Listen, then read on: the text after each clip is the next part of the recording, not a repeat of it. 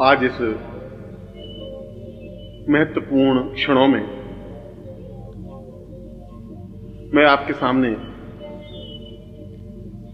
उस दुर्लभ, गोपनीय और महत्वपूर्ण दुर्लभोपनिषद के श्लोकों की चर्चा करना चाहूंगा जो समस्त उपनिषदों में अद्वितीय और श्रेष्ठ है। ऋषियों ने इस बात को स्वीकार किया है कि जहां दुर्लभोपनिषद की चर्चा होती है वहीं पवित्रता का वातावरण बन जाता है। जहां दुर्लभोपनिषद के श्लोक का उच्चारण होता है वहीं जीवन में प्रसन्नता और आनंद, आह्लाद और खुशी छलकने लग जाती है।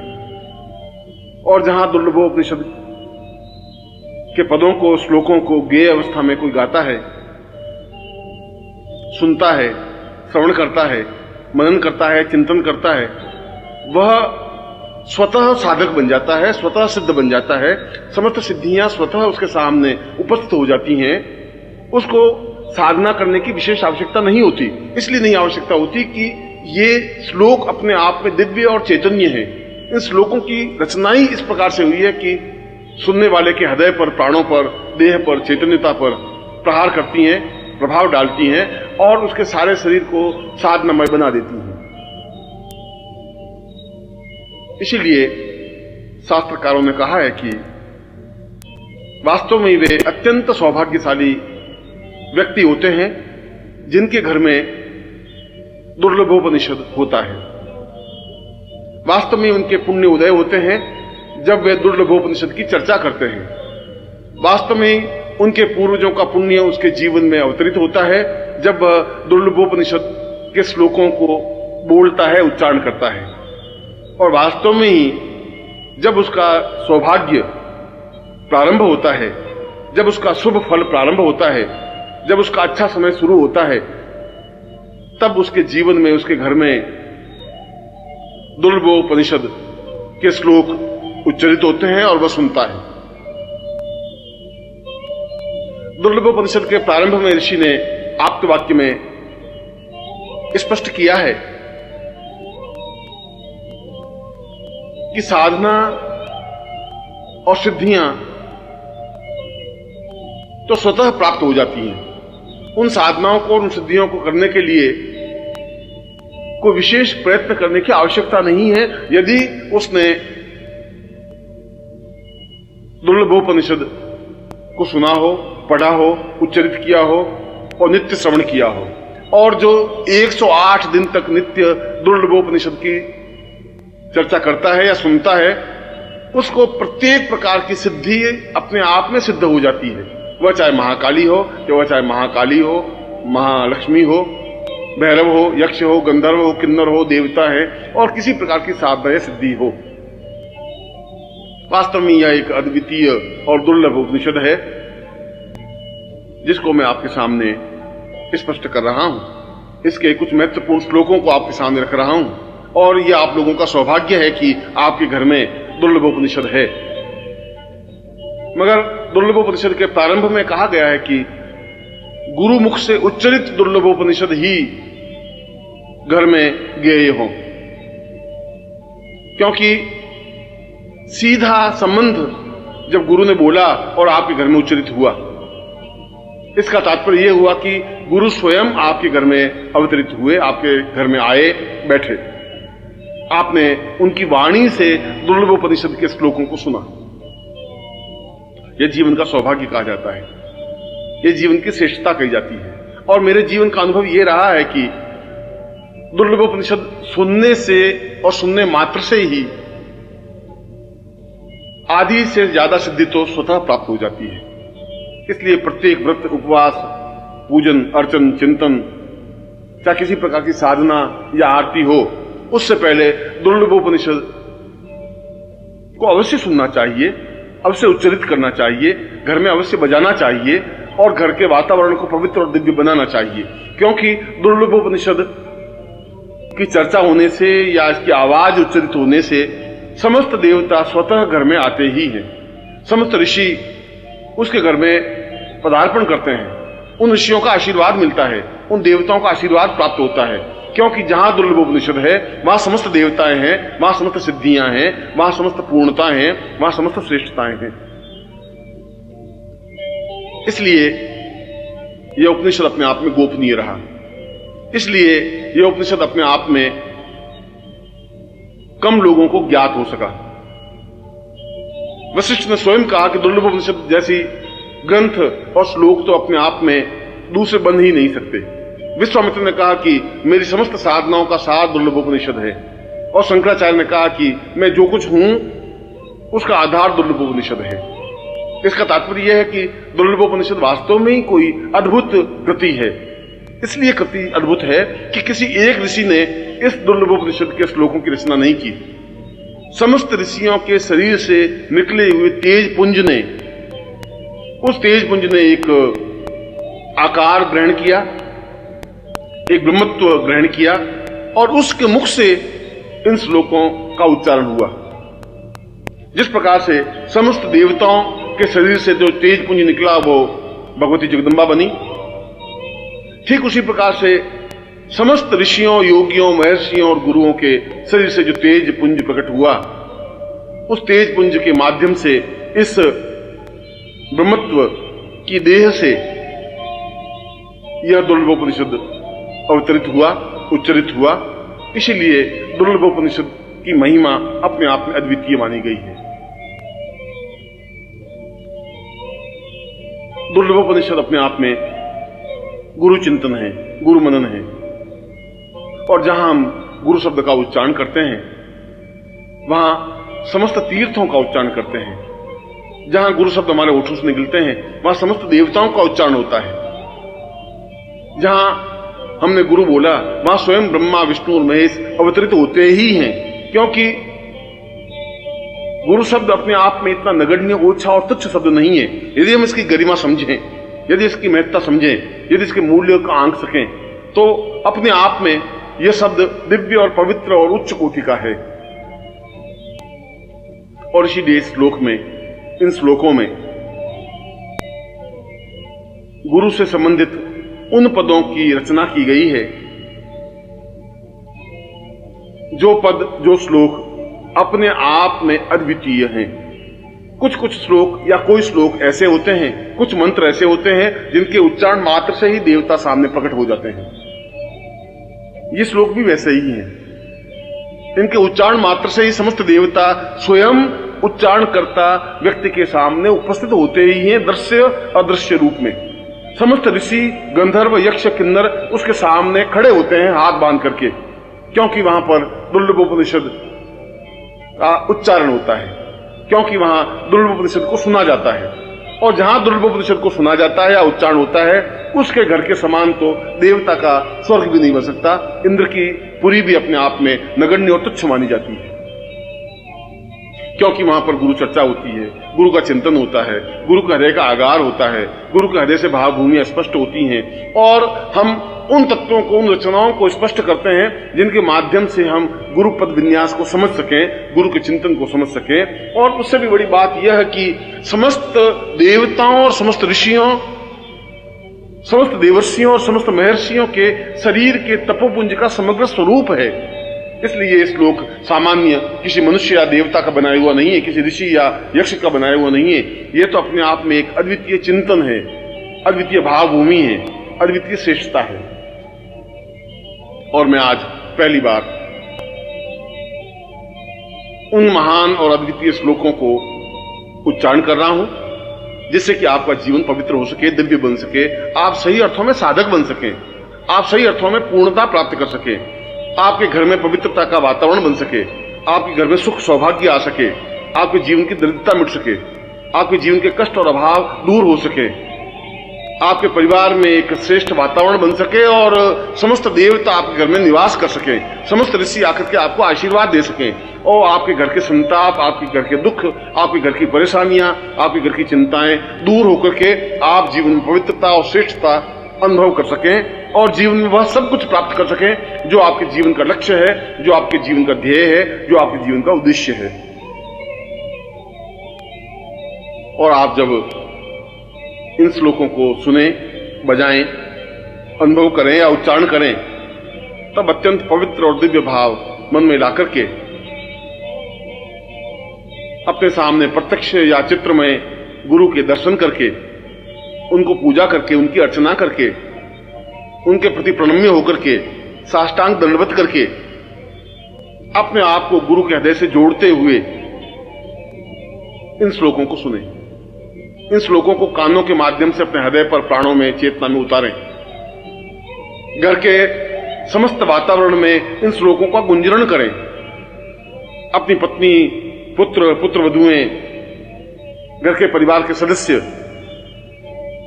इनको सुने और उनका जीवन भौतिकता से कट करके एक पवित्र बन सके, एक दिव्य बन सके, एक चेतना में बन सके, एक सुसंस्कारित बन सके, बच्चों में अच्छे संस्कार आ सके, बड़ों के प्रति आदर सम्मान उनके हृदय में आ सके, उनके घर में देवता खेल सकें, गणपति, शिव, विष्णु, ब्रह्मा, इंद्र, मरुदगण सभी उनके घर में स्थायी निवास कर सकें, लक्ष्मी और अटूट लक्ष्मी का निवास उसके घर में हो सके।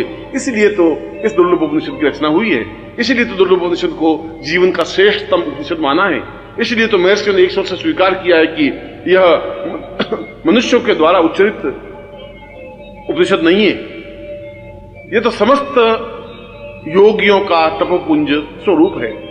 और मैं उन्हीं श्लोकों को आपके सामने उच्चारण कर रहा हूं, उच्चरित कर रहा हूं।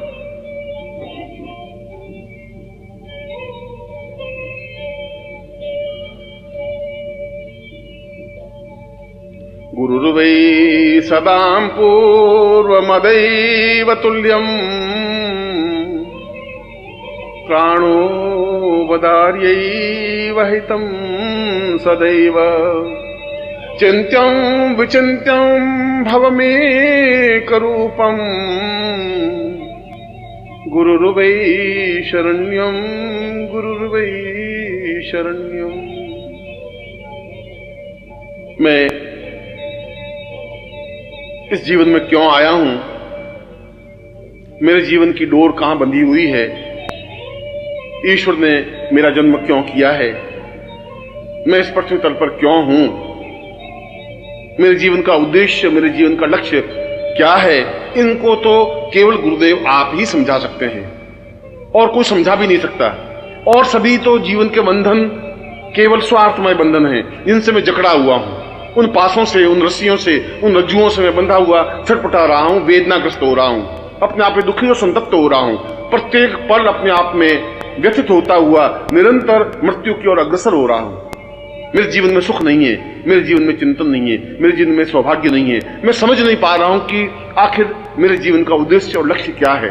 और मेरे जीवन का उद्देश्य और लक्ष्य केवल अपने जीवन को समझना है और मुझे समझाने के लिए, मुझे यथार्थता से परिचित कराने के लिए केवल संसार में कोई शक्ति, कोई स्वरूप, कोई बिंदु है तो केवल आप हैं। इसीलिए गुरुदेव, मैं अत्यंत भीगे नयनों से, गदगद कंठ से, भाव विवल वक्षस्थल से आपको दंडवत प्रणाम करता हुआ, आपके चरणों को पकड़ता हुआ, आपके चरणों पे अपने सिर को रखता हुआ प्रार्थना करता हूं कि आप मुझे उस मर्म को, उस रहस्य को, उस चिंतन को समझाएं जो मेरे जीवन का उद्देश्य है, जो मेरे जीवन का लक्ष्य है, वो जीवन की पूर्णता है। क्योंकि मैं तो केवल आपका हूं और गुरुदेव आपकी शरण में हूं, और निश्चय ही गुरुदेव केवल और केवल मात्र आपकी शरण में हूं।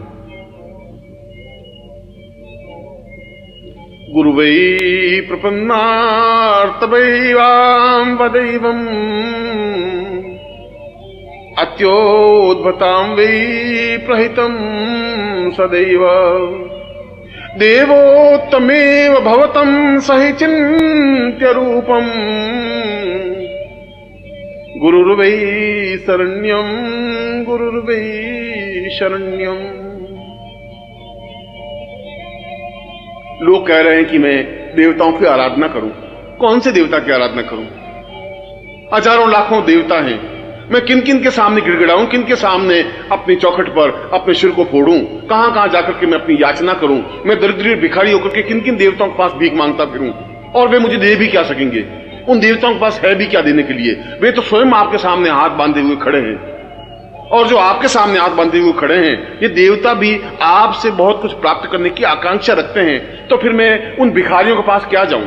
फिर तो मैं आपके पास सीधा आना चाहता हूं, फिर मैं आपके चरणों में बैठना चाहता हूं, फिर मैं आपके सामने उन स्थितियों को प्राप्त करना चाहता हूं जो आपसे प्राप्त हो सकता है। यदि आप देवताओं को देने में समर्थ हैं तो निश्चय ही फिर आप हमें भी देने में समर्थ हैं, मुझे भी देने में समर्थ हैं, क्योंकि मैं देवताओं से परिचित नहीं हूं, न देवता मुझसे परिचित हैं।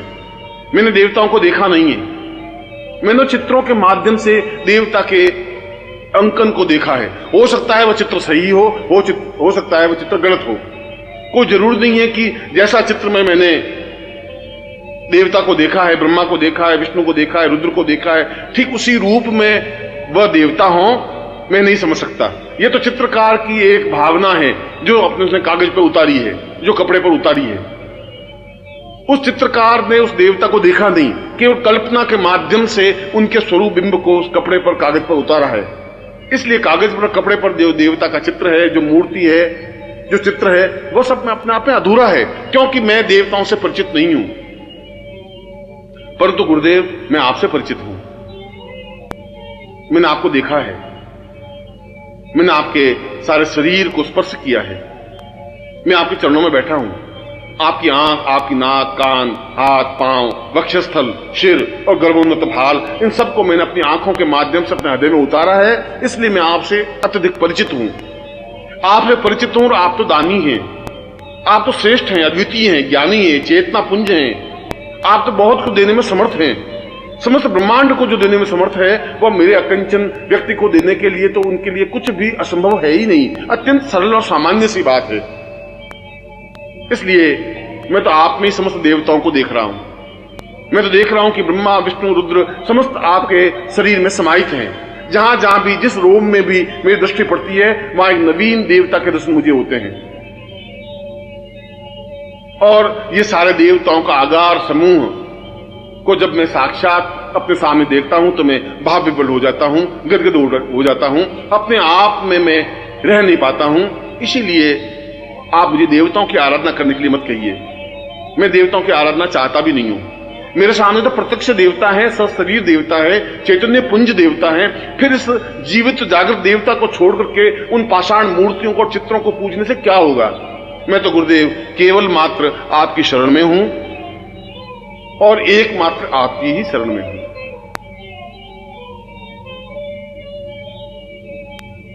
सतं वै सदान्नं देवालयो वै प्रातोर्भवे वै सहितं नदीर्वै पूर्तं परां पूर्णमदैव रूपं गुरुर्वै शरण्यं गुरुर्वै शरण्यम। और मैं काशी और कांची, हरिद्वार और मथुरा तीर्थ स्थलों पर जाकर के भी क्या कर लूंगा? उस गंगा में बार बार डुबकी लगाने से भी क्या हो जाएगा? अगर गंगा में डुबकी लगाने से पवित्र और दिव्य बन जाता तो सारी मछलियां अपने आप में पवित्र और दिव्य बनी हुई हैं, सारे मेढक अपने आप में पवित्र और दिव्य हैं। यदि काशी में रहने से ही जीवन की पूर्णता प्राप्त हो जाती है तो वहां श्वान और खर, कुत्ते और गधे बहुत घूमते हैं, वे सभी अपने आप में पवित्र दिव्य आत्मा बन जाते हैं। वहां जाने से कुछ नहीं हो सकता, वहां कुछ संभव है ही नहीं। उन देवालयों में तो एक पत्थर की मूर्तियां हैं जो बोल नहीं पाती, जो मेरी बात सुन भी नहीं पाती। उन पत्थरों को मैं कहने से अपने सिर को फोड़ने के बराबर है। वे मेरी बात नहीं सुन पाते, मैं अपनी बात उन तक नहीं पहुंचा सकता, क्योंकि पत्थरों को कहने से कोई लाभ नहीं होता। मेरे लिए हरिद्वार और मथुरा, काशी और कांची अपने आप में नगण्य हैं। मैं तो आपको और आपकी देह को पूर्ण रूप से देवालय मानता हूं। पूरा मंदिर है यह जो मेरे सामने है, और यह मंदिर जो आपकी देह है, यह मंदिर के रूप में है, जो जीवित और जागृत मंदिर है, चैतन्य मंदिर है, चलता फिरता मंदिर है, बोलता हुआ मंदिर है, वाचाल मंदिर है, अपने आप में आशीर्वाद देता हुआ मंदिर है। आपके दोनों पैर इस देवालय के स्तंभ हैं। अच्छे स्तंभों पर यह मंदिर टिका हुआ है। और इन स्तंभों पर जो मूर्ति स्थापित है आपके प्राणों की, आपके हृदय की, आपकी चेतना की, वह आपका हृदय स्थल अपने आप में गर्भगृह है। उस गर्भगृह में जाकर के जब मैं खड़ा होता हूं तो मेरा शरीर रोमांचित हो जाता है, भाव विभल हो जाता है, चेतना युक्त हो जाता है, एक एक रोम खड़ा हो जाता है, रोम रोम चीखने लग जाता है, चिल्लाने लग जाता है, पुकारने लग जाता है, और उसके गुरुदेव के अलावा कुछ शब्द निकलता नहीं। मेरे आंखों से आंसुओं की धारा बहने लग जाती है, भाव विभल हो जाता हूं, मेरा सारा शरीर थरथराने लग जाता है जब मैं इस जीवित जागृत उस मूर्ति को देखता हूं जो धड़कता है। और इस गर्भगृह में जो मूर्ति है, जो हृदय है, जो प्राण है, जो आपका ये शरीर है, वो अपने आप में इतना स्पंदनशील है, अपने आप में आह्लादकारक है, उसको देखते ही मेरे सारे शरीर में स्फुरण हो जाता है, सारे शरीर में चेतना आ जाती है, सारे शरीर में ओजस्विता आ जाती है। ऐसा लगता है कि मेरा सारा शरीर अपने आप में प्रसन्नता के आवेग में उछलने लग गया है। और इस गर्भगृह के ऊपर जहां मूल मूर्ति स्थापित है, जहां आपका हृदय है, इसके ऊपर आपके शिर के रूप में शिखर है, जो मंदिरों के ऊपर शिखर होता है। उस शिखर को देख करके ही ऊंचाई का भाव होता है, हिमालय का भाव होता है। आपका गर्भोन्नत सिर, आपका दर्पयुक्त सिर, आपका दीदीप्यमान सिर, लाट, भाल, आंखें, नेत्र, आपका मुंह, आपकी जिह्वा, आपका सारा शरीर और आपका चेहरा अपने आप में उस मंदिर के उस शिखर की तरह है, जिनको देखने से अपने आप में पवित्रता का अवगाहन होता है। ऐसा लगता है उसको देखने से कि जैसे हजार हजार तीर्थों में मैंने स्नान कर लिया हो। ऐसा लगता है कि जैसे मैंने सब सातों समुद्रों में स्नान कर लिया हो, अवगाहन कर लिया हो। ऐसा लगता है कि स्वयं गंगा आकर के मुझे स्नान करा के चली गई है। और जहां पर आपके नेत्रों की कृपा वृष्टि होती है, जहां नेत्रों से निकल करके जो आनंद की वर्षा होती है, वह तो वही समझ सकता है जो आपके पास में खड़ा होकर के उस कृपा दृष्टि से भीगा है, उस कृपा के आनंद से भीगा है, आपके नेत्रों से निकलते हुए आनंद में वर्षा की है। उसके समान तो धन्य कुछ हो ही नहीं सकता, उसके समान तो कोई व्यक्ति हो ही नहीं सकता। बहुत अपने आप में एक अद्वितीय चिंतन है, अद्वितीय धारणा है। मैं इस जीवित जागृत मस्तिष्क युक्त, शिखर युक्त, इस गर्भगृह युक्त, इस स्तंभ युक्त, इस चलते फिरते इस मंदिर को छोड़ करके और किस मंदिर में जाऊं? विश्वनाथ का मंदिर और मथुरा का मंदिर, कृष्ण और राम का मंदिर और अन्य मंदिर मेरे लिए क्या उपयोगी है, कैसे उपयोगी है? उन मंदिरों से मुझे क्या मिलने वाला है? यदि मैं इस मंदिर को नहीं समझ सका, यदि मैं इस मंदिर की पूजा नहीं कर सका, यदि इस मंदिर को स्वच्छ और पवित्र और दिव्य नहीं रख सका, इस मंदिर में सेवा शुश्रूषा नहीं कर सका, तो फिर मेरा सब कुछ जानना व्यर्थ है। क्योंकि इस मंदिर में समस्त देवता निवास करते हैं। इस मंदिर को देखने के लिए तो देवता तरसते हैं, इस मंदिर को स्पर्श करने के लिए देवता अपने आप को न्योछावर करने के लिए तत्पर हैं। गुरुदेव, आप मुझे किसी नदी और किसी तीर्थ और किसी मानसरोवर, किसी गंगा और किसी हरिद्वार और किसी समुद्र के पास जाने की आज्ञा मत दीजिए। मुझे उसमें कोई मोह नहीं है। वे तो व्यर्थ पानी के बहाव हैं, वे तो मछलियों के एक सागर हैं, वे तो खारा समुद्र है, वह तो केवल एक झील है, निर्जीव, जो बोल नहीं सकती। मुझे ऐसे कोई तीर्थों में जाने से न प्रयोजन है, न आवश्यकता है, क्योंकि जहां समस्त तीर्थों का स्नान मैं केवल आपके नेत्रों से निकलती हुई कृपा से कर सकता हूं, तो इससे बड़ा सौभाग्यशाली तो कुछ हो ही नहीं सकता। वास्तव में मैं सौभाग्यशाली हूं। वास्तव में मैंने जीवन के पुण्य किए होंगे कि मैं आपके सामने खड़ा हूं। वास्तव में मेरे पुण्यों का उदय हुआ होगा कि आप सजीव रूप में मेरे सामने हैं और मैं इस पीढ़ी में, इस युग में आपके सामने उपस्थित हूं। वास्तव में आपके नेत्रों की वर्षा से मैं आप्लावित हूं। वास्तव में आपके नेत्रों से जो आनंद की वर्षा होती है उससे भीगा हुआ अपने आप में अत्यंत मस्ती के साथ नाच रहा हूं, अपने आप में छलछला रहा हूं, अपने आप में कूद रहा हूं, उछल रहा हूं, आनंद से भर उठा हूं, क्योंकि गुरुदेव मैं केवल आपकी शरण में हूं। क्योंकि गुरुदेव केवल और केवल मात्र में आपकी ही शरण में हूं। अदोर्यम वदेवम चिंतम सहेतम पूर्वोत्तरूपम चरणम सदेयम आत्मो स्वताम पूर्वमदैव चिंत्यम गुरुर्वै शरण्यम गुरुर्वै शरण्यम। वो तो मूर्ख और मूढ़ होगा जो आपके चरण छोड़ करके इधर उधर भटकता होगा। उसके पाप ही उसके बीच में आए होंगे जो आपकी दृष्टि से ओझल होता होगा। उसका जीवन का दुर्भाग्य होगा कि वो आपसे दूर खड़ा होकर के भी सांस ले रहा होगा। आपसे दूर रहकर के सांस लेने की कल्पना ही अपने आप में आश्चर्यजनक है। जिस प्रकार से समुद्र से और नदी से मछली को बाहर निकालने के बाद जिस प्रकार से मछली तड़प कर मर जाती है, उस प्रकार से आपसे अलग होकर के मर क्यों नहीं जाते, तड़प करके समाप्त क्यों नहीं हो जाते? जिंदा रहने का हक क्या है, अधिकार क्या है? जिस प्रकार से बिना चांद को देखे चकोर अपने सिर को फोड़ करके समाप्त हो जाता है, उसी प्रकार से हम सिर के फोड़ के समाप्त क्यों नहीं हो जाते? आपको वियोग हम कैसे सहन कर सकते हैं? ये कैसे संभव है कि आप दूर हो और हमारे प्राण हमारे शरीर में टिके रह सकें? ऐसे प्राणों की जरूरत भी नहीं है। ये प्राण तो व्यर्थ हैं, तुच्छ हैं। अपने आप ऐसा लग रहा है कि जैसे मुर्दा शरीर में धड़क रहे हो। मुझे ऐसा शरीर नहीं चाहिए गुरुदेव, मुझे ऐसे प्राण भी नहीं चाहिए, मुझे ऐसी धड़कन भी नहीं चाहिए जो धड़कना बंद नहीं कर देती हो। उस धड़कन का महत्व और मूल्य क्या है जो केवल एक धड़क करके जिंदा रह जाती है? आप हो तो जीवन है, आप हैं तो संसार है, आप है तो खुशियां हैं, प्रसन्नता है, आह्लाद है, श्रेष्ठता है और दिव्यता है। और अगर आप नहीं हैं और मैं जीवित रहूं, यह मेरे जीवन का दुर्भाग्य है, यह मेरे जीवन की न्यूनता है, यह मेरे जीवन का अभाव है। वास्तव में मैंने कोई पाप किए होंगे कि मैं आपके वियोग को सहन करके भी जीवित हूं। वास्तव में मेरे जीवन के दुर्भाग्य होंगे कि आप नहीं हैं और मैं सांस ले रहा हूं। वास्तव में मेरे जीवन का ये न्यूनता है कि बिना आपके भी मैं सांस ले रहा हूं, खाना खा रहा हूं, पानी पी रहा हूं और चल रहा हूं। मैं मर क्यों नहीं जाता? मुझे समझ में नहीं आता कि मृत्यु मुझे दबोच क्यों नहीं लेती, समाप्ति क्यों नहीं कर लेती? क्योंकि मरने के बाद कम से कम मैं आपके पास तो रह सकूंगा, मरने के बाद मैं आपके चरणों लिपट तो सकूंगा, मैं आप में अनुरक्त तो हो सकूंगा, मैं आप में अपने आप को लीन तो कर सकूंगा। क्योंकि जहां पर भी मेरी मृत्यु हो, वहां से मेरी राख, मेरे देह की राख उड़ करके आपके चरणों में गिरे और उस राख पर आपके पांव पड़े।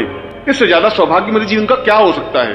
मैं ऐसे देह नहीं चाहता, मैं ऐसा हृदय भी नहीं चाहता, मैं ऐसे प्राणों को नहीं चाहता जो आपके वियोग में, जो आपके अनुपस्थिति में जीवित रह सके, जागृत रह सके, स्पंदनशील हो सके, धड़क सके। ऐसे हृदय से कोई मतलब नहीं है। मैं तो आपको देखना चाहता हूं, मैं तो आपके पास रहना चाहता हूं। मैं तो हर क्षण चकोर जिस प्रकार चांद को देखता रहता है, उसी प्रकार से मैं आपको देखना रहना चाहता हूं।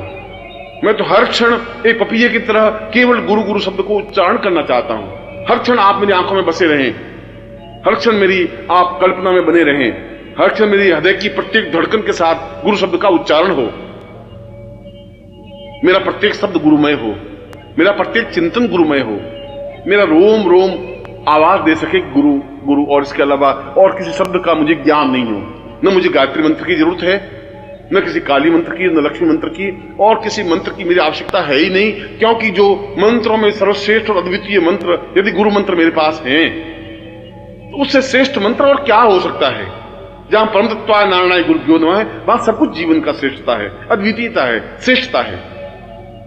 और इसीलिए मैं चाहता हूं कि वे सारे क्षण जो मेरी जिंदगी में प्रभु ने मुझे दिए हैं, वे क्षण आपके साथ व्यतीत हों, आपके लिए व्यतीत हों।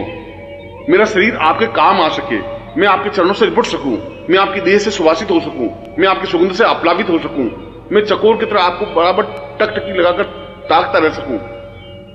और यदि आपसे विरह होना ही पड़े, आपसे अलग होना ही पड़े, तो मछली की तरह तड़फ करके मर जाऊं, कुरंग की तरह उस पत्थर पर सिर फोड़ करके अपने आप को समाप्त कर दूं और मृत्यु मुझे प्राप्त हो जाए, ऐसा मैं चाहता हूं। मैं तो आपसे ऐसा आशीर्वाद चाहता हूं कि मैं एक क्षण भी आपकी जुदाई सहन नहीं कर सकूं। मेरी आंखों से आंसू प्रवाहित हों और प्रत्येक आंसू पर आपका बिंब हो, मेरे प्रत्येक आंसू में आपका चित्र हो, मेरे प्रत्येक आंसू पर आपका नाम लिखा हो, मेरे हृदय की और मेरे गले की थरथराहट में आपका नाम उच्चरित होता हो, और मेरे हृदय की प्रत्येक धड़कन में आपके नाम का उच्चारण हो, गुरु मंत्र का उच्चारण हो। मैं जीवन की ऐसी स्थिति चाहता हूं। अगर ऐसी स्थिति मुझे प्राप्त होती है तो मेरा जीवन धन्य है, तो मेरा जीवन पवित्र है, तो मेरा जीवन दिव्य है। और अगर ऐसा नहीं है तो मेरे जैसा पापी, अधर्मी और कृतज्ञ कुछ नहीं हो सकता। आप मुझे आशीर्वाद दें तो मुझे ऐसा आशीर्वाद दें। आप मुझ पर कृपा करें तो ऐसी कृपा करें कि मैं हर क्षण आपके पास रह सकूं, आपकी वाणी को सुन सकूं, आपके शब्दों को अपने हृदय में उतार सकूं। मैं एक टक आपको ही देखता रहना चाहता हूं, मैं एक टक आपको अपनी आंखों के माध्यम से पी लेना चाहता हूं। मैं एकटक आप में समाहित हो जाना चाहता हूं, एक रस हो जाना चाहता हूं, आप में लीन हो जाना चाहता हूं, क्योंकि गुरुदेव मैं आपकी शरण में हूं और केवल मात्र आपकी शरण में हूं। मैं आपको दुर्लभोपनिषद के कुछ श्लोकों को सुना रहा था, उच्चारित कर रहा था। उन ऋषियों के पुंज ने दुर्लभोपनिषद में अत्यंत गर्वित होकर के कहा है, चैतन्य रूपम अपरम सदैव प्राणोदवेवं चरणं सदैव सतीर्थो सदेवं भवतं वदैवं गुरुर्वै शरण्यं गुरुर्वै शरण्यं। और लोगों ने अनुभव किया हो या नहीं किया हो, मगर मैं तो आपके शरीर का एक हिस्सा हूं, एक शरीर का पार्ट हूं, एक शरीर का एक अंग हूं। मैंने अनुभव किया है कि आप हिमालय से भी महान, गर्वयुक्त और सागर से भी समान विशाल हैं। सागर आपके सामने बहुत तुच्छ है, नगण्य है। हिमालय बहुत बौना है। आपका गर्वोन्नत भाल हिमालय से भी बहुत ऊंचाई की ओर उठा हुआ है। और जब मैं अपना सिर उठा करके ऊंचाई की ओर देखता हूं तो मेरी आंखें चौंधिया जाती हैं। मैं समझ नहीं पाता हूं कि इतना अद्वितीय और श्रेष्ठतम इस गर्वोन्नत भाल को मैं अपनी आंखों के माध्यम से कैसे समाहित कर सकूंगा। मैं जब आपके वक्षस्थल को देखता हूं तो ऐसा लगता है कि जैसे पूरा समुद्र हिलोरे मार रहा हो, ठाठे मार रहा हो। उस वक्षस्थल में अपने सिर को छुपा लेना चाहता हूं। मैं उसमें डूब जाना चाहता हूं, भींच जाना चाहता हूं। आप मुझे बाहों के घेरे में बांध लें, अपने सीने से भींच लें, इतना भींच लें कि मैं आपके शरीर में, आपके हृदय में, आपके सीने में, आपके वक्षस्थल में प्रवेश कर दूं, उसमें घुस जाऊं, उसमें अपने आप को समाहित कर लूं, अपने एकाकारिता को कर लूं, अपने आप को समाप्त कर दूं। जहां मुझे सुख मिल सकेगा, जहां मुझे सौभाग्य मिल सकेगा, जहां मुझे तृप्ति मिल सकेगी, जहां मुझे पूर्णता प्राप्त हो सकेगी। और जब मैं आपके संपूर्ण शरीर को देखता हूं तो मेरे सामने समस्त ब्रह्मांड साकार हो जाता है। और शरीर को जब मैं भाव विवल होकर देखता हूं तो कहीं मुझे ब्रह्मलोक दिखाई दे रहा है, कहीं मुझे विष्णुलोक दिखाई देता है, कहीं मुझे रुद्रलोक दिखाई देता है। इंद्र, गंधर्व, यक्ष, किन्नर और उन समस्त देवताओं के आगार मुझे दिखाई देते हैं। चंद्रलोक और सूर्यलोक मुझे स्पष्ट रूप से प्रतिबिंबित होते हैं। ऐसा लगता है कि जैसा समस्त ब्रह्मांड मेरे सामने साकार हुआ हो। फिर मैं कौन सी साधना करूं? उस ब्रह्मांड साधना करने से मुझे क्या लाभ हो पाएगा? उस ब्रह्मांड साधना से तो एक एक लोक करके देख पाऊंगा। यहां तो मैं समस्त ब्रह्मांड को एक साथ देखने की प्रयत्न करता हूं और सारा ब्रह्मांड मेरे सामने साकार है, तेजपुंज है, स्वरूपमय है। जब मैं आपके सिर को देखता हूं तो एक अलग ब्रह्मांड दिखाई देता है। जब मैं आपके नेत्रों को देखता हूं तो सूर्यलोक और चंद्रलोक स्पष्ट रूप से दिखाई देते हैं। जब मैं आपके मुस्कुराते हुए बिंब को, चेहरे को और मुस्कुराहट को देखता हूं तो ऐसा लगता है कि जैसे सारा ब्रह्मांड खिलखिला रहा हो, मुस्कुराहट रहा हो। और इस पूरे ब्रह्मांड को जब मैं अपने सामने खड़ा देखता हूं तो मैं तो अपने आप को बहुत छोटा, नगण्य और बौना सा अनुभव करता हूं। ऐसा लगता है कि जैसे इस पूरे ब्रह्मांड में मेरा अस्तित्व कहां है, जहां हजारों हजारों ऋषि हैं, योगी हैं, गंधर्व हैं, किन्नर हैं, देवता हैं, ब्रह्मा हैं, विष्णु हैं, महेश हैं, वशिष्ठ हैं, विश्वामित्र हैं, गर्ग, अत्रि, कणाद, पुलस्त्य ऋषि हैं। इन समस्त देवताओं ऋषियों के बीच में मेरा अस्तित्व कहां है? मैं तो बहुत एक छोटा सा, अत्यंत छोटे से कण की तरह दिखाई देता हूं। उसके बावजूद भी इस कण को आपने अपनाया, इससे बड़ा सौभाग्य क्या हो सकता है? इस कण पर आपकी कृपा दृष्टि हुई, इससे बड़ा सौभाग्य और क्या हो सकता है? आपने इस कण पर हाथ रखा, यह मेरे जीवन का अहोभाव है, सौभाग्य है। आपने इस कण को अपनाया, यह मेरे पूर्व जन्म के पुण्यों का उदय है। मुझे अपने आप में गर्व है कि मैं उस ब्रह्मांड का एक हिस्सा बन सका, उस ब्रह्मांड की कृपा दृष्टि मुझ पर अवतरित हो सकी, उस ब्रह्मांड की वर्षा मेरे ऊपर हो सकी और मैं उसमें अवगाहन कर सका। आपकी और मेरी तो कोई तुलना हो ही नहीं सकती। हजारों हजारों जन्म लेने के बाद भी मैं आपके बराबर और आपके बराबर चिंतन कर ही नहीं सकता। एक कण की और एक विशाल पृथ्वी की कोई तुलना नहीं हो सकती। एक बूंद और एक समुद्र की तुलना नहीं हो सकती, एक दीपक और एक सूर्य की तुलना नहीं हो सकती। ठीक उसी प्रकार से मेरी और आपकी तुलना करना ही व्यर्थ है, तुच्छ है, नगण्य है, मूर्खता है, मेरा ओछापन है। मैं तो अगर इस पूरे ब्रह्मांड का एक छोटा सा कण भी बना रह सकूं तो ये बहुत बड़ी उपलब्धि है कि इस ब्रह्मांड में मेरा कण अस्तित्व युक्त है। और उससे भी बड़ा सौभाग्य यह है कि इस कण पर आपकी कृपा दृष्टि है, इस कण को आप परिचित हैं, इस कण पर आपकी कृपा वृष्टि हुई है, इस कण ने आनंद का अनुभव किया है। इससे बड़ा सौभाग्य और मुझे क्या चाहिए। और जब मैं पूर्ण भावनाओं के साथ आपके चरणों पर झुकता हूं तो मुझे वे चरण दिखाई नहीं देते, मुझे तो वहां विश्वनाथ की नगरी दिखाई देती है, मुझे तो वहां सोमनाथ मंदिर दिखाई देता है, मुझे तो वहां काशी और कांची, हरिद्वार और मथुरा दिखाई देती है। समस्त तीर्थ मुझे अपने आप दिखाई देते हैं। मुझे तो इन चरणों को अगर मैं आंसुओं से जब भिगोता हूं तो मुझे सामने ब्रह्मा, विष्णु और महेश दिखाई देते हैं, रुद्र दिखाई देते हैं, इंद्र दिखाई देते हैं। वह केवल चरण ही नहीं है, वे तो अपने आप में संपूर्ण देवलोक हैं। और जब मैं नेत्रों के माध्यम से, आंसुओं के माध्यम से उन चरणों को प्रक्षालित करता हूं तो ऐसा लगता है कि जैसे समस्त देवताओं की पूजा अर्चना एक साथ कर ली हो, समस्त सिद्धियों की पूजा एक साथ कर ली हो। वास्तव में ही आपका यह अद्वितीय शरीर, गर्भोन्नत भाल, तीक्ष्ण और सुंदर आंखें, नुकीली नाक और अद्वितीय मुस्कुराहट मुझे पागल कर देती है। मैं खो जाता हूं उस मुस्कुराहट में, मैं भूल नहीं पाता इस मुस्कुराहट के एक कण को भी। मैं कहीं भी होता हूं तो मुस्कुराहट मेरा पीछा करती है। हर क्षण इस मुस्कुराहट में अपने आप को निमग्न करता रहता हूं। हर क्षण इच्छा होती है कि मैं दौड़ूं और आपके पास आऊं और आपको देखूं, इस मुस्कुराहट में अपने आप को निमग्न कर दूं। और जब मैं आपके वक्षस्थल को देखता हूं तो ऐसा लगता है कि जैसे संपूर्ण हिमालय अवतरित होकर के सामने खड़ा हो गया हो। और इस वक्षस्थल में इतनी ताकत, इतनी क्षमता और इतना उठा हुआ भाव है कि यदि यह एक बार हिमालय से टकरा जाए तो हिमालय को कई कदम पीछे हटना पड़े।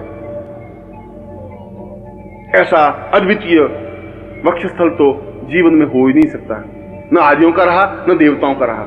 यह तो मैंने देखा है, इस वक्षस्थल को मैंने अनुभव किया है, इस वक्षस्थल से मैं चिपका हूं, इस वक्षस्थल का मैंने स्पर्श किया है, इस वक्षस्थल में मैं दुबका हूं, इस वक्षस्थल की गर्मी को मैंने एहसास की है, इस उष्णता को मैंने अपने हृदय में, अपने प्राणों में उतारा है, इस धड़कन को अपनी कानों से सुना है।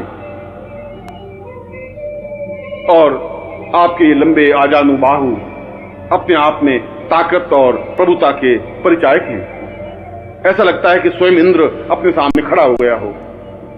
ऐसा लगता है कि पूर्ण ऐश्वर्य क्षमता के साथ खड़े हों। और आपके चरण तो समस्त तीर्थों का आगार है, समस्त देवालयों का आधार है, समस्त ब्रह्मांड के ऋषि और मुनियों का एक आधारभूत पूंजी स्वरूप है। वास्तव में ही आपका वरदहस्त, आपकी कृपा, आपकी श्रेष्ठता और आपकी अद्वितीयता को वर्णन नहीं किया जा सकता। मैं एक मुंह से नहीं, अगर सहस्त्रनाग हजार मुंह से भी आपके गुणों को स्पष्ट करें तो वह भी अपने हजार मुंह से आपको नहीं कह सकते। अगर पूरी पृथ्वी को कागज बना दिया जाए और उस पर आपके गुणों को लिखा जाए तो वह धरती बहुत छोटी बनकर रह जाएगी, फिर भी आपके गुण पूर्ण नहीं हो सकते। मैं तो एक अकिंचन हूं, एक दरिद्री हूं, शब्दों का भिखारी हूं। मैं आपके वर्णन कर ही नहीं सकता, मगर मैं तो आपको एकटक देख सकता हूं। मैं तो इन आंखों के माध्यम से आपको हृदय में उतार सकता हूं। मैं अपनी धड़कन में आपके धड़कन को मिला देना चाहता हूं, एकाकार हो जाना चाहता हूं, अपने शरीर को आपके चरणों में निमग्न कर देना चाहता हूं, अपने आप को पूर्णता के साथ समावेश कर देना चाहता हूं, अपने अस्तित्व को मिटा देना चाहता हूं, अपने अस्तित्व को समाप्त कर देना चाहता हूं और आपके चरणों पर अपना सिर रख करके अपने नेत्रों के माध्यम से, अपने आंसुओं के माध्यम से प्रक्षालित करते हुए संपूर्ण देवताओं के दर्शन कर लेना चाहता हूं। क्योंकि गुरुदेव, मैं आपका हूं, केवल मात्र आपका हूं और आपकी शरण में हूं। और इस ब्रह्मांड में कोई मेरा रखवाला नहीं है, कोई मेरा सत्य रखने वाला नहीं है। मैं तो केवल और केवल और केवल आपकी शरण में हूं।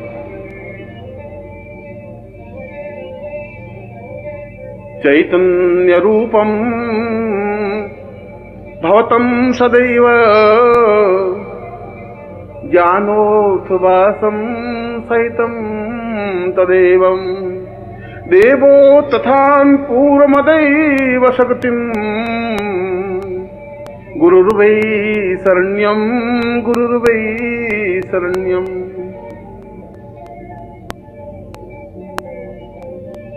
इस विश्व में, ब्रह्मांड में जितनी भी शक्तियां हैं, वह चाहे महाकाली हो, वह चाहे महासरस्वती हो, वह चाहे महालक्ष्मी हो, वह चाहे बगलामुखी हो, वह चाहे धूमावती हो, वह चाहे छिन्नमस्ता हो, चाहे जगदम्बा हो, किसी भी प्रकार की कोई शक्ति हो, मैं तो आपके सामने उनको अठखेलियां करते हुए देखता हूं। मैं देखता हूं कि वे आपके सामने नृत्य कर रही हैं। मैं देखता हूं कि वे आपकी कृपा कटाक्ष पाने के लिए प्रयत्नशील हैं। वे स्वयं टुकुर टुकुर आपकी ओर निहारती रहती हैं कि कब आपकी नजर उठे, कब आपकी दृष्टि उठे, कब आप उन पर कृपावृष्टि करें और कब वे धन्य हों। और जब मैं ये सब कुछ देखता हूं तो मैं ये समझता हूं कि आपको छोड़कर के और कौन सी साधना मेरे लिए उपयुक्त है, कौन सी शक्ति चाहिए, कौन सी साधना चाहिए। तारा मंत्र से क्या हो जाएगा, काली मंत्र का उच्चारण करने से क्या होगा, एं ग्रीं क्लीं चामुंडा विच्चे जगदम्बा का मंत्र उच्चारण करने से, नवाण मंत्र जपने से क्या हो जाएगा। ये सब तो मैं आपके सामने नृत्य करते हुए देख रहा हूं। ये सारे गंधर्व, ये सारे यक्ष, ये सारे किन्नर, ये सारे देवता जब नृत्य करते हुए आपके सामने मैं अनुभव करता हूं तो समझता हूं कि आपसे बड़ा और देवत्व क्या हो सकता है, आपके बड़ा और पुरुषत्व क्या हो सकता है। आप तो जीवन का एक पुंजीभूत स्वरूप हैं, ब्रह्मांड का एक पार्श्व हैं, चैतन्य स्वरूप हैं, अपने आप में समग्र हैं। और मैं जब आपको देखता हूं तो ऐसा लगता है कि जैसे समस्त ब्रह्मांड को मैं अपने आप में आत्मसात किया हुआ हूं। सारा ब्रह्मांड मेरे हृदय में अवतरित हो जाता है, मेरा हृदय अपने आप में धड़कने लग जाता है, चैतन्य हो जाता है, मेरा सारा शरीर थरथराने लग जाता है। मैं अपने आप में पूर्ण कुंडलिनी जागरण क्रिया योग से दीक्षित हो जाता हूं। सारा शरीर अपने आप में ऊंचा उठ जाता है, अपने आप में तपस्वी बन जाता हूं, पूर्णता युक्त बन जाता हूं। और सही अर्थों में देखा जाए तो मैं वशिष्ठ, विश्वामित्र, अत्रि, कणाद बन जाता हूं। मैं इंद्र और मरुद्गण बन जाता हूं, मैं विष्णु और रुद्र बन जाता हूं, क्योंकि वे सब तो एक नगण्य आपके सामने खड़े हैं। जिस प्रकार से मैं खड़ा हूं उसी प्रकार से ये सारी शक्तियां, ये सारे देवता, ये सारे यक्ष, ये सारे गंधर्व, ये सारे किन्नर मैं अपनी आंखों से खड़े खड़े देख रहा हूं। इसलिए गुरुदेव, उनके समान तो मैं भी बन गया हूं। ये हो सकता है कि वे आगे हों, मैं थोड़ा पीछे रुका हुआ हूं। हो सकता है कि उनके मेरे बीच में फासला हो, मगर उनकी कृपा दृष्टि, यदि आपकी कृपा दृष्टि उन पर है तो आपकी कृपा दृष्टि उनसे भी पहले मेरे ऊपर है। और ये मेरे लिए सौभाग्य की बात है, ये मेरे लिए प्रसन्नता की बात है, ये मेरे आह्लाद की बात है। और मंत्रों को और पुस्तकों में लिखे हुए मंत्रों को मैं क्या करूं, उन मंत्रों के माध्यम से क्या हो जाएगा। वे मंत्र तो एक निर्जीव शब्द हैं, उन शब्दों को ठेल करके आगे बढ़ाऊं भी तो उससे क्या लाभ हो जाएगा। मुझे मंत्र नहीं चाहिए, मुझे तंत्र नहीं चाहिए, मुझे योग दर्शन मीमांसा नहीं चाहिए। आपके मुंह से निकला हुआ प्रत्येक शब्द अपने आप में मंत्र है। आपके मुंह से निकला हुआ प्रत्येक शब्द अपने आप में मेरे लिए आज्ञा है, मेरे लिए तंत्र है।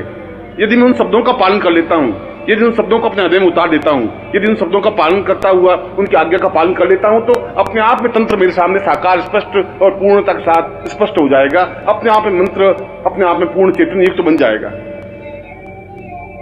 यदि मैं आपके शरीर को स्पष्ट कर लेता हूं तो सारे योग की भाव भूमियां अपने आप मेरे शरीर में अवतरित हो जाएंगी। जब मैं आपके शरीर को स्पर्श करता हूं तो सारे शरीर में एक विद्युत प्रवाह अनुभव होता है। ऐसा लगता है कि जैसे बहुत जोरों से मैं उछल गया हूं, ब्रह्मांड में एक कूदने लग गया हूं, क्योंकि उस तेजस्विता को मैं अपने हृदय में, अपने शरीर में अनुभव करने लगता हूं। इसीलिए तो मुझे न मंत्र की आवश्यकता है, न तंत्र की, न दर्शन की, न योग की, न मीमांसा की, न किसी प्रकार की साधना की, न किसी प्रकार की सिद्धियों की। मैं सिद्धियों को लेकर क्या करूंगा जब मेरे जीवन की पूर्णता, मेरे जीवन का उद्देश्य, मेरे जीवन का लक्ष्य आपके चरणों में अपने आप को मिटा देना है, अस्तित्वमय बना देना है। तब फिर उन मंत्रों और साधनाओं, काली और महालक्ष्मी और सरस्वती से क्या हो जाएगा, उस बलरामुखी और छिन्नमस्ता से क्या हो जाएगा, उस देवता और ब्रह्मा विष्णु महेश से क्या हो जाएगा। वे तो मेरे सामने अत्यंत महत्वपूर्ण नहीं रह गए हैं। जब मैंने आपको देखा है, जब मैं समुद्र को देखा है, तो फिर बूंद को देख करके क्या करूंगा। जब मैं पूरे आकाश को देखा है तो एक छोटे से तारे को टिमटिमाते हुए देख करके भी क्या कर लूंगा। जब मैं बसंत को अपने सामने अनुभव किया है तो एक छोटे सुगंध को झोंके से क्या हो जाएगा। गुरुदेव, मैं तो केवल इतना जानता हूं कि मैं आपका हूं। मैं केवल इतना ही मंत्र जानता हूं कि केवल आप और आपकी कृपा दृष्टि ही है। मैं तो केवल इतनी भावना जानता हूं कि, इतनी साधना जानता हूं कि मैं आपके शरण में हूं। और मैं केवल इतना ही तंत्र मंत्र योग और दर्शन जानता हूं कि मैं केवल और केवल मात्र आपकी शरण में हूं। न तातो वतान्यै न मातम न भ्रातम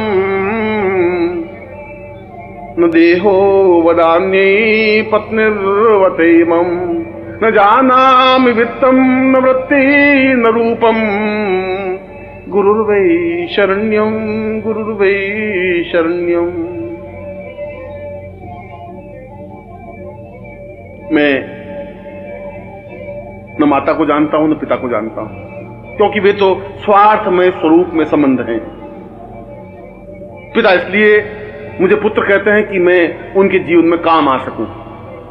न मेरे जीवन में कोई भाई है, न संबंधी है, न रिश्तेदार है, न पत्नी है, न पति है, न पुत्र है, न बंधु है, न बांधव है, न वित्त है, न धन है, न ऐश्वर्य है, न वैभव है।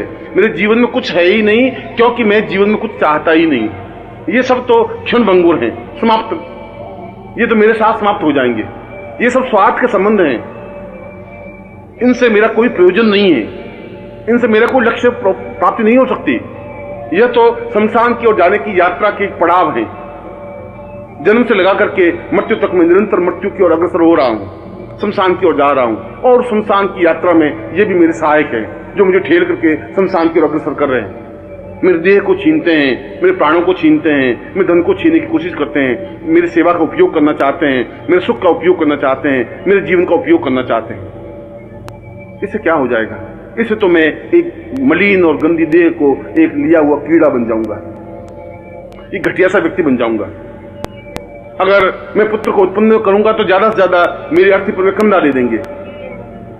यदि मैं पत्नी रखूंगा तो ज्यादा से ज्यादा मेरी मृत्यु पर वे 4 आंसू बहा देगी। यदि पिता और माता की मैं अपने सामने रखूंगा तो वे ज्यादा से ज्यादा धन की याचना करेंगे। मगर ये मेरे जीवन का प्रयोजन नहीं है, ये मेरे जीवन का लक्ष्य नहीं है।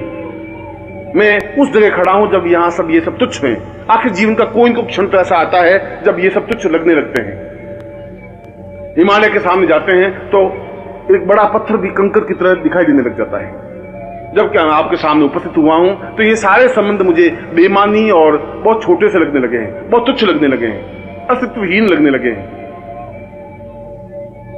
क्योंकि मैं इन संबंधों से जीवित नहीं रहना चाहता।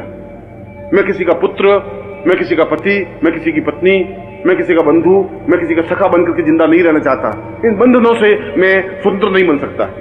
ये बंधन तो मेरे अभिशाप हैं, ये पांवों की बेड़ियां हैं, ये मुझे जकड़े हुए हैं। मेरी सांसों पर इनका नियंत्रण है, मेरी आत्मा पर इनका नियंत्रण है। मेरे प्राणों को इन्होंने दबोच लिया है। मैं समाज में घुट करके रह गया हूं, एक अंधियारी कोठरी में मैं भटक रहा हूं जिसका कोई द्वार नहीं है। और जहां पर भी मैं ठेलता हूं वहां मेरा सिर फूट जाता है। जिधर भी मैं दरवाजा ढूंढने की कोशिश करता हूं वहां मेरा सिर फूट करके रक्त निकलने लग जाता है और मैं बदहवास सा इधर से उधर, आगे से पीछे की ओर भटकता रहता हूं। चारों तरफ अंधेरा है, घनघोर अंधेरा। इस अंधेरे में, इस समाज में, इस अंधेरे के अलावा मुझे कुछ दिया ही नहीं है। भूख और प्यास और बाधाएं और परेशानियां, आलोचनाएं और गंदगी के अलावा इस समाज ने मुझे कुछ नहीं दिया। घटियापन और तुच्छता के अलावा मेरे परिवार ने मुझे कुछ नहीं दिया। ओछेपन के अलावा इस समाज ने मुझे कुछ सिखाया ही नहीं। मैं इस कीचड़ से निकलना चाहता हूं, मैं इस दलदल से निकलना चाहता हूं, मैं इस गंदगी से बाहर निकल करके पवित्र होना चाहता हूं। मैं इस महान अद्वितीय गुरुमय बनकर के अपने जीवन को पवित्र और दिव्य बनाना चाहता हूं। मैं उस स्थिति को प्राप्त करना चाहता हूं जो अपने आप में महत्वपूर्ण है। मैं उस ब्रह्म से साक्षात्कार करना चाहता हूं जिसको ऋषियों और योगियों ने अहम ब्रह्मास्मि कहा है। मैं उस चैतन्यता को अनुभव करना चाहता हूं जो जीवन की पूर्णता है। आप मुझ पर कृपा करें, मुझे वापस इस बंधनों में नहीं ठेलें। मुझे किसी प्रकार का कोई मोह नहीं रहा है, और यदि कुछ मोह है तो आप उस मोह को समाप्त करें। क्योंकि मैं मानसरोवर के पास आकर के प्यासा नहीं रहना चाहता। क्योंकि मैं बसंत ऋतु में आने के बाद भी मैं उदासीन नहीं रहना चाहता। मैं मुस्कुराते हुए पुष्पों के बीच में रह करके निर्जीव नहीं रहना चाहता। आपके सामने आकर के मैं अपने आप में दुर्भाग्यमय नहीं रहना चाहता। मैं सौभाग्यशाली बनना चाहता हूँ। मैं जीवन में पुण्य चाहता हूँ। मैं जीवन में श्रेष्ठता चाहता हूँ। मैं जीवन में गुरु चाहता हूँ। मैं आपके चरणों में समर्पण चाहता हूँ। मैं आप में एकाकार होना चाहता हूँ। मैं आपके शरीर से अपने आप को मिटा देना चाहता हूँ। मैं आपके शरीर से मिल जाना चाहता हूँ। आपके प्राणों की धड़कन बनना चाहता हूँ, क्योंकि गुरुदेव मैं आपकी शरण में हूँ और गुरुदेव इस पूरे ब्रह्मांड में केवल मात्र आपकी शरण में हूँ। त्वदीयं तदेवं भवत्वं भवेयं चिन्त्यं विचिन्त्यं सहितं सदैव आर्तो नवातं भवमेकनित्यं गुरुर्वै शरण्यं गुरुर्वै शरण्यं। मैं दोनों हाथ ऊपर उठा करके चीख रहा हूं। मैं पूरे प्राणों में आवाज भर करके उच्चारण कर रहा हूं। मैं जोरों से बोल करके अपनी बात आप तक पहुंचाना चाहता हूं। मेरा सारा शरीर थर थर कांप रहा है। मेरी आंखों से आंसू प्रवहित हैं। मेरे मुंह से बोल नहीं निकल पा रहा है। मेरा गला गदगद हो गया है और सारे शरीर के रोम रोम अपने आप में आवाज निकालने लग गए हैं, चीखने लग गए हैं, चिल्लाने लग गए हैं। मैं अपने आपे में नहीं रहा हूं। मैं अपने आप में थरथराहट अनुभव कर रहा हूं। मैं ऐसा लगता हूं कि जैसे मैं एक ऐसी बूंद हूं जो अंगारे पर पड़ी है और छन्न के साथ खत्म हो जाती है। ऐसा लगता है कि जैसे मैं बादल का टुकड़ा हूं और किसी पहाड़ से टकरा करके समाप्त हो जाना चाहता हूं। मैं तो ऐसा कण बनना चाहता हूं जो आपसे टकराए और पूर्णता प्राप्त कर ले। मैं आपको पाना चाहता हूं। मैं आप में एकाकार होना चाहता हूं। मैं आप में एकाग्र होना चाहता हूं। आप में लीन होना चाहता हूं। और यदि ऐसा मेरे जीवन में नहीं हो सका तो इस जीवन को व्यर्थ है। इस जीवन का कोई अर्थ नहीं है। इस जीवन का कोई मकसद नहीं है। इस जीवन का कोई मूल्य नहीं है। यह तो अपने आप में शमशान की यात्रा का एक पड़ाव है, जिस लाश को मैं अपने कंधे पर ढोता हुआ शमशान की ओर बढ़ रहा हूं। ऐसे जीवन से क्या मूल्य हो जाएगा? क्या मेरी चीखों का, मेरी आवाजों का, मेरे शब्दों का आप पर कोई प्रभाव नहीं पड़ रहा है? क्या मैं गदगद कंठ से बोल रहा हूं, आपका हृदय नहीं पसीज रहा है? क्या मैं आर्तनाद कर रहा हूं और आपके हृदय पर कोई प्रभाव नहीं पड़ रहा है? जरूर पड़ रहा होगा। जरूर कोई दुर्भाग्य होगा कि आप मुझे आगे बढ़कर अपना नहीं रहे। जरूर मुझ में कुछ न्यूनता होगी कि आपकी कृपा दृष्टि मेरे ऊपर हो नहीं रही है। जरूर मेरे पाप मेरे सामने खड़े हो जाते होंगे जो आपके और मेरे बीच में पर्दा डाल रहे हैं, परंतु इस पर्दे को तो आप ही दूर करेंगे। मुझ में इतनी ताकत, इतनी क्षमता नहीं है कि मैं पापों को धकेल सकूं। मुझ में इतनी क्षमता नहीं है कि मैं इस पर्दे को, इस बीच के अंधकार को दूर कर सकूं। मुझे और कोई साधना, कोई सिद्धि आती भी नहीं है। मुझे और कोई मंत्र का ज्ञान ही नहीं है। मुझे तो केवल एक ही शब्द, एक ही मंत्र आता है जिसको गुरु कहा जाता है। मुझे तो केवल एक ही प्रकार का मंत्र सीखा है कि मैं गुरुदेव आपकी शरण में हूं और गुरुदेव केवल मात्र मैं आपकी शरण में।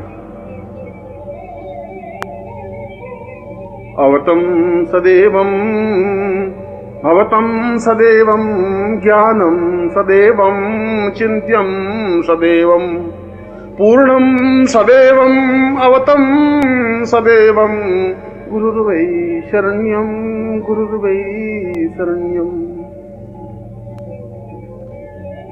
कई कई जन्मों से आपका मेरा साथ रहा है।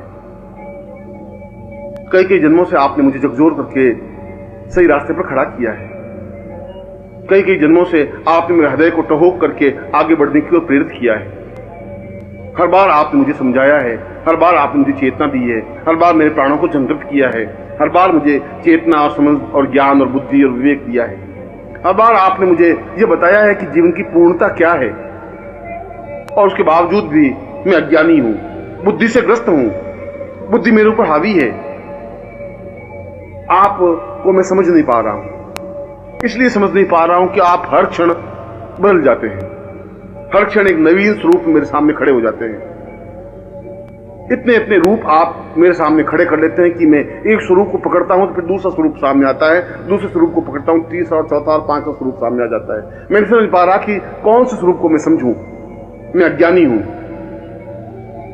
और ज्यों ही मैं समझने की कोशिश करता हूं त्यों ही आप माया का पर्दा आपके और मेरे बीच में डाल देते हैं। आप तो बहुत और अजीब तरह का खेल खेलते रहते हैं और मैं फिर आपको सामान्य मानव समझ लेता हूं, फिर मैं आपको हार्ड मास का व्यक्ति समझ लेता हूं, फिर मैं अपने आप को समझने की कोशिश करता हूं और मैं आपको समझने की कोशिश करता हूं, फिर मैं समझता हूं कि ये तो मेरे ही जैसा मनुष्य है।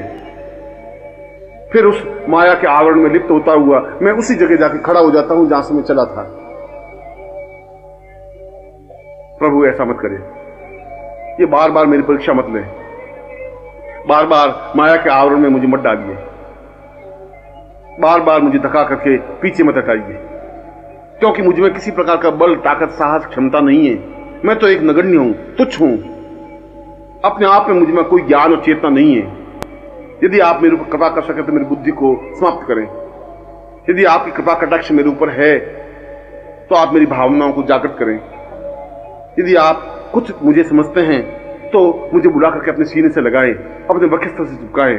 मैं आपके धड़कन को अपने जीवन में उतार सकूं, मैं अपने प्राणों को पूर्णता के साथ एकाकार कर सकूं,